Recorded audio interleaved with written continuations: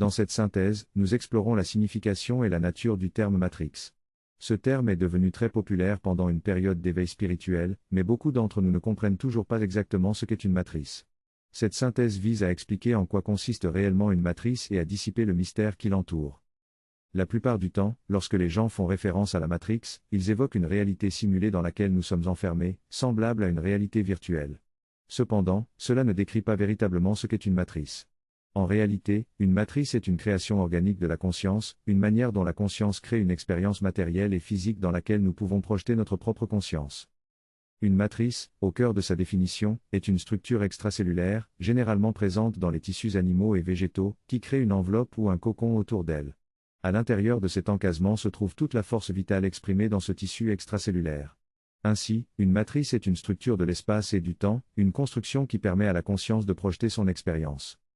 La matrice est également liée à la notion de dimension, où l'espace et le temps sont configurés en une matrice. Cependant, plutôt que de voir la matrice comme une simulation effrayante, il est plus approprié et objectif de la considérer comme une construction de l'espace et du temps.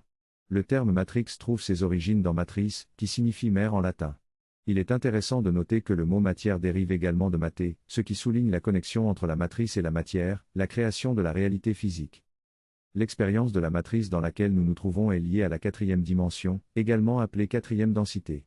C'est dans cette dimension que nous vivons une expérience physique, tandis que la troisième densité correspond à notre réalité physique proprement dite. La cinquième dimension est évoquée comme un niveau au-delà de la matrice, où l'espace et le temps sont encore présents, mais de manière plus subtile. Une matrice peut être comparée à un hologramme, une projection de lumière composée de modèles d'interférence créés par la lumière de la conscience source. Ces modèles d'interférence, tels des ondes lumineuses, se croisent et s'entrelacent pour former une trame qui constitue la matrice de l'espace et du temps. Ainsi, la matrice est la combinaison de vibrations qui forment ces modèles d'interférence, permettant à la conscience de vivre des expériences dans l'illusion du temps et de l'espace. Une idée centrale est que la matrice crée l'illusion de la séparation, de l'ego individuel et de la temporalité. C'est une manière pour la conscience de se projeter dans une réalité où elle peut expérimenter la dualité et l'évolution de l'âme à travers différentes couches de densité et de dimension. Cependant, la véritable nature de la conscience est atemporelle et se situe au-delà de la matrice. L'idée de matrice ne se limite pas seulement au niveau physique de la réalité, mais s'étend également aux dimensions supérieures, bien que d'une manière plus subtile. Les différentes densités et dimensions créent des matrices variées, où la densité et l'intensité de la matrice diffèrent en fonction du niveau d'expérience.